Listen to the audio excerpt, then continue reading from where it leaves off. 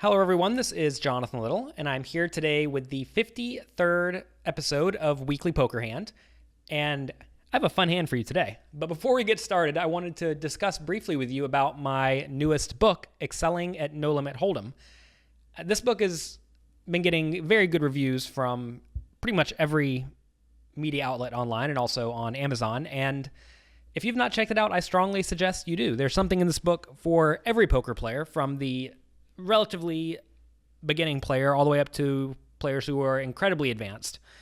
For example, on the advanced end, we actually have a chapter by Olivier Bousquet, who is a high-stakes heads-up player who goes through a bunch of hands that are fairly in-depth, and he dissects ranges, and that was one of the more beneficial chapters for me to be involved with.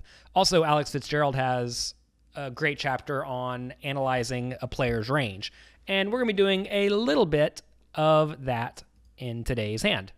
So this hand is from a 2,000 euro European Poker Tour event, and we have 8-6 suited. As you can see, if you are watching this on jonathanlittlepoker.com or YouTube, we are playing six-handed. If you're listening to this on iTunes, you'll just have to follow along listening. And the blinds are 100, 200, and I have 30,000 chips. So we are very deep stacked. I pick up 8-6 suited in the hijack seat and raise to 600. So I think the initial raise is somewhat speculative, but early in a tournament when I'm playing 150 big blinds deep, I'm more than happy to get out of line and raise hands that have a large amount of post-flop potential, and 8-6 suited certainly falls in that category. Folding's also fine. If I expected the players on my left to re-raise a decent amount of the time, I would probably just fold. I would fold, but if I expect them to play somewhat snug, or if I have a tight image because I haven't put a chip in the pot for the first 30 minutes or an hour or something like that, then I'm going to be a little bit more inclined to raise a hand like this. So an unknown kid in the big blind decides to re-raise to 2,100. He also has 30,000 chips. So this is obviously not a great spot for me at this point, but I don't mind seeing flops with hands like 8-6 suited, because you have to think about the hands that my opponent's probably re-raising with. These are going to be hands that are mostly big cards or big pairs. And against that range, I'm certainly beat at the moment, but that's not a good enough reason to fold. You have to think, how am I going to play on various boards? And say it does come with 3 low cards, I'm usually going to have some sort of a straight draw or a pair, and that's often going to be a strong enough hand. I can occasionally bluff on some middle cards where it comes like 10-9X or something like that, because on boards like that, I'll usually have a gut shot plus those will be boards that are hard for my opponent to hit. And whenever the board comes with high cards, I know I'm just in terrible shape and I can fold. So I don't mind calling in this spot. I think I play reasonably well after the flop, and I have a hand that's going to be fairly disguised. So I decided to call. If my opponent made it much more, like say made it 2,400, I probably would have folded. If he made it less, like 1,500, I would definitely call. So the flop comes queen, 9, 8, 1 spade. And my opponent decides to bet 2,400 into the 4,500 chip pot. So at this point, I have to ask myself, am I in reasonable shape with my hand? And I think the answer is marginal shape, because my opponent could easily have an overpair or something like ace-king that still has plenty of equity, or obviously a hand like king-queen, ace-queen, queen-jack, etc. So I don't think I'm in amazing shape with my hand, but I also have to ask, if I raise, how is my opponent going to proceed? So this is a scenario where if my opponent has a hand like aces and I raise him on the flop, he has to be fairly sick, because I could easily have 9-8, queen 9, pocket queens, pocket nines, pocket eights, and jack 10. It's so easy for me to have all of the nut hands.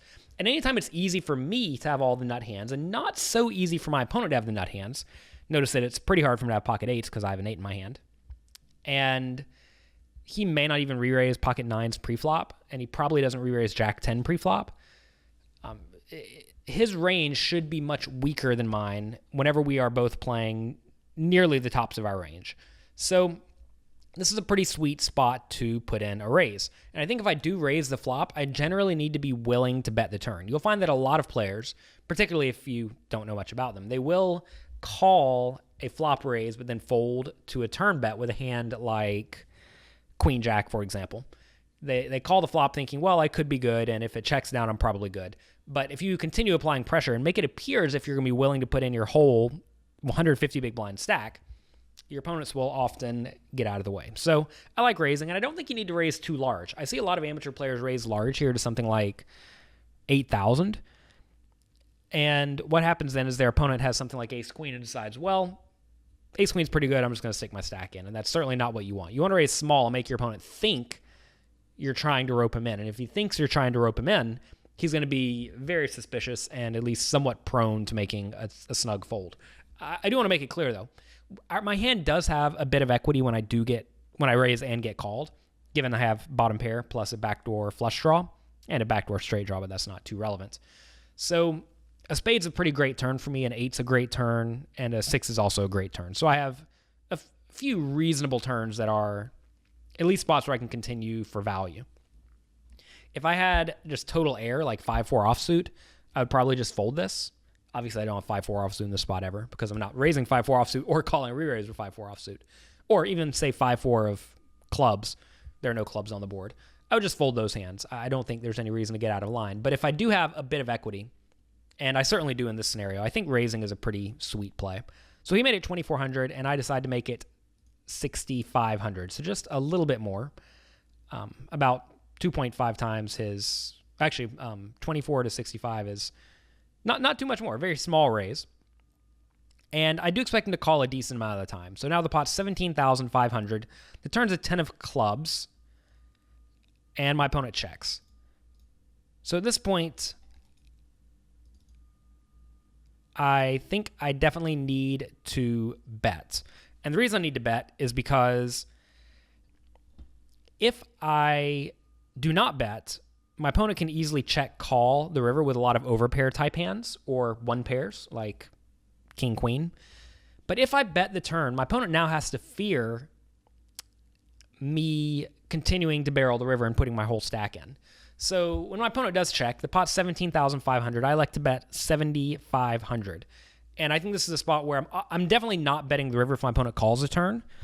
But I think it looks incredibly strong, and it's going to certainly put my opponent in a very tough situation. Because, I mean, imagine, put yourself in my opponent's shoes. If you're sitting here with pocket aces, you have to be fairly sick whenever your opponent puts in a substantial bet on the turn, leaving us both 14,000 or so behind. So this is a scenario where you can apply immense pressure. And I would continue making this bet on almost all turn cards. Because notice, like say an ace comes on the turn, if my opponent's sitting there with king, queen, or queen, jack, he's probably going to fold. If a jack comes on the turn and my opponent has ace, queen, he's going to be folding. So turns a king, that might be one of the worst turns, interestingly enough. But I think I'd still probably just continue betting because if he has pocket aces or ace, queen, he's probably going to fold. So this is a scenario where on the flop, I recognize that pretty much any turn card is going to be a fine spot to continue betting. Even if the turn's a 2, like a complete offsuit 2, if my opponent checks and I bet again fairly large like I do, I say fairly large. This is large in proportion to my stack, not in proportion to the pot. But once the entire stacks start to get at risk, you have to realize that the pot size becomes slightly less relevant. So this is a scenario where even if a 2 comes on the turn, if my opponent has pocket aces, I'm representing fairly cleanly all of those nut hands I mentioned a minute ago, the 2 pairs, sets, and straight. And my opponent really can't have a ton of those. So this is a scenario where I can apply a lot of pressure and put my opponent in a miserable spot. And that's exactly what I do. And my opponent does find a fold on the turn. If he did call on the turn, like I said, I would assume he has a set, 2 pair, or straight. And I may be able to bluff him off of those on the river. But I find that whenever guys start putting in a substantial portion of their stack on the turn, they're usually not going to be in the folding mood on the river. So I would probably give up. It's always difficult to say what I would have actually done in real time because if I get the vibe that my opponent's very weak and will actually fold the river, I'm going to make the bluff. But it's hard to say for sure whether or not I was going to do that, but I imagine I would not in general, because I think most good opponents, especially good unknown European kids, will be check calling the turn with a straight. And if your opponent's check calling the turn with all of their straights, you really don't want to be bluffing the river, because then you're just crushed. So, as I mentioned at the top of this episode, please be sure to check out my new book, Excelling at No Limit Hold'em. You can get that at jonathanlittlepoker.com/buy-excelling. Thank you for being here. Thank you for sticking with me for an entire year. This is the first episode of the second year, if you want to call it that. We'll just call it episode 53. But I definitely appreciate you being here. And if you like this podcast, share it with your friends. This has been Jonathan Little. I will talk to you next week.